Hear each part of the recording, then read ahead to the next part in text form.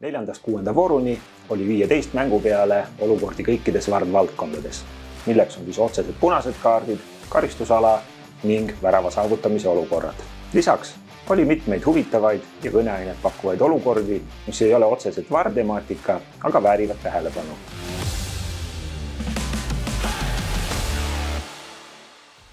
Alustame VAR-temaatikaga ning punase kaardi muutmine kollaseks 5. voorus.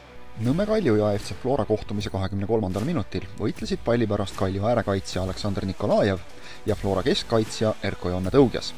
Peakohtunik Karl Koppel nägi Floraka tegutsemises esmalt punase kaardi väärilist liigutust, aga VAR saatis ta olukorda üle vaatama.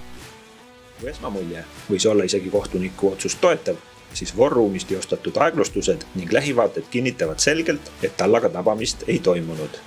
Korrektne otsus kutsuda kohtunik olukorda üle vaatama ning ekslikult määratud punane kaart saab seejärel ka õiglaselt tühistatud. Järgnevaks 2 karistusala olukorda, kus mõlemas jäi nõutud penalti otsus väljakul tegemata. Kui ühes videokohtunik tõi kastanid tulest, siis teises kahjuks mitte. Narva Transi ja FCI Levadia kohtumise 70. minutil üritas Transi kaitsja Šalva Burjanatse peatada karistusalasse jooksnud Levadia ründajat Mark-Oliver Roosnuppu. Peakohtunik Kristo Tohver lasi esialgu mängul jätkuda, aga videokohtunik suunas ta ekraani juurde. Videokohtuniku kontroll tuvastab aga kaitsepalli mängimise puudumise ning riskantse üritusega kaasnenud rikkumise ründaja vastu. Kuna Transi mängija pikk väljaaste viib tema jala maapinna lähedale, siis takerdub Levadia ründaja parem jalg edasi liikumisel kaitsja reie taha. Kuna kohtunik vajas enda jaoks vaid tõestust palli mitte mängimisest, siis piisas talle ka penalti otsuseks pilti vaid ühest kaamerast. Ideaalis võinuks VAR näidata kordust ka 16 meetri kaamerast, mis kustutanuks kõik kahtlused rikkumise toimumisest. Tartu Tammeka ja FC Flora kohtumise 57. minutil oli Floral kasutada nurgalöök. Karistusalas võitlesid koha pärast Tammeka kaitsja Kanio Tanda ja Florakas Erko Jonne Tõuges. Kontakti tulemusel Tõuges kukkus, peakohtunik Tanel Üprus lasi mängul jätkuda. Väljakukohtunik ega videokohtunikud olukorras rikkumist ei tuvasta. Ametliku hinnanguna ei saa aga otsusega nõustuda.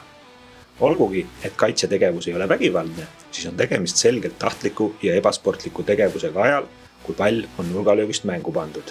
Tegevus pidanuks saama kollase kaardiga karistatud ning kuna see toimus mängija karistusalas, siis lisaks tulnuks määrata ka penalti. Järgnevaks 2 värava olukorda, mis mõlemad seotud võimaliku suluseisu rikkumisega. Harju Jotka Laagri ja Narva Transi kohtumine oli kestnud natuke üle minuti, kui Transi nurgalöögi järel pääses löögile Sten Jakob Viidas. Tema meeskonnakaaslane Kristjan Kampanja suunas palli peaga võrku, aga kohtunikud fikseerisid arupidamise järel suluseisu, leides, et enne Kampanjat puutus palli ka Transi ründaja Josué Toke. Olgugi, et pall möödub ründaja peast väga lähedalt, siis puudub palli lennutrajektooris ning palli keerlemises muutus.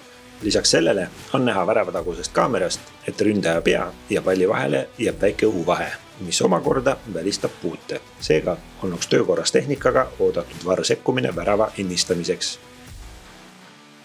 Esimeses olukorras välistas sekkumise tõrkuv tehnika, siis teises jäi puudu põhjalikust kontrollist. Paide linnameeskonna ja Tartu Tammeka kohtumise 61. minutil viis Milan Delevitš Paide juhtima. Väravale eelnes karistusalas aga mitu olukorda, mis vajasid nüüd videokohtuniku täiendavat pilku. Nagu igale väravale kohane, siis alustab videokohtunik eelneva kontrolli, jättes muidugi välja kaitsjate poolsed võimalikud rikkumised, kuna pall leidis tee lõpuks väravasse.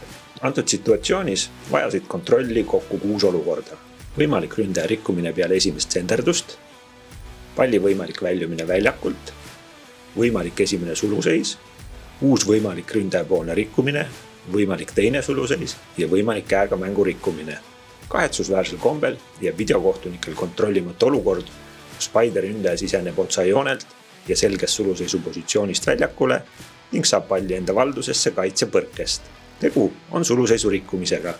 Reeglite keeles edu saamine suluseisu positsioonil viibimisest ning kuna see toimus rünnaku faasis, siis tulnuks värav VAR abiga tühistada.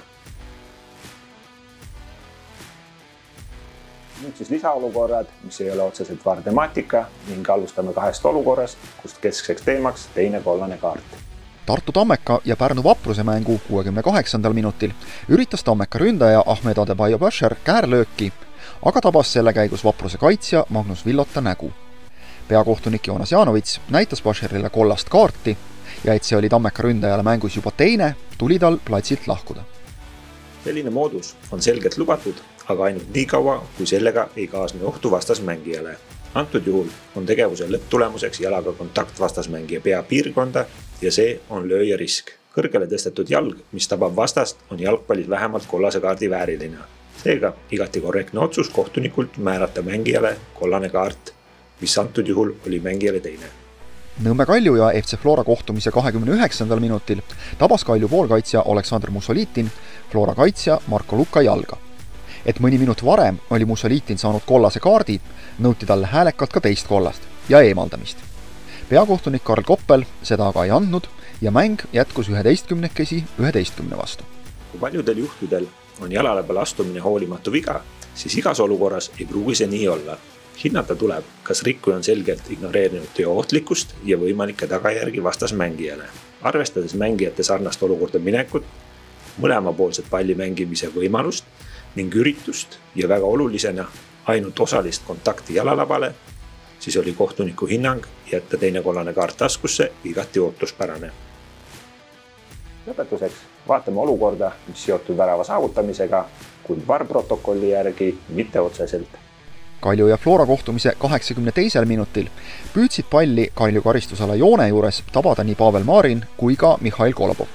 Mõlemad kukkusid ning peakohtunik Karl Koppel fikseeris Marinile määruste rikkumise ja määras Flora kasuks karistuslöögi. Sellest sündis 1-1 viigivärav. Mõistetavalt on olukorda kohtunikul väljakul keeruline hinnata, video on aga halastamatu ja kordused ning lähikaadrid veaväärilist kontakti ei toeta. Flora mängija labajalas, kuhu võimalik kontakt toimuda võiks, puudub liikumine ehk mõju, mis kontakti korral vältimatu oleks. Olgugi, et kohtuniku otsus oli väär, siis karistuslöögi määramise järgselt on mäng peatatud. Mängijad saavad minna uue olukorra mõistes positsioonidele ning jätkuolukorrast värava saavutamine ei ole tänase VAR-protokolli seisukohalt otseses seoses. Olukorda saaks kõrvutada näiteks valesti määratud nurgalöögiga, millest järgnevas olukorras saavutatakse värav. Täna on need selgelt protokolli välised olukorrad, sõltumata faktist, et ennem kohtuniku otsus oli ekslik.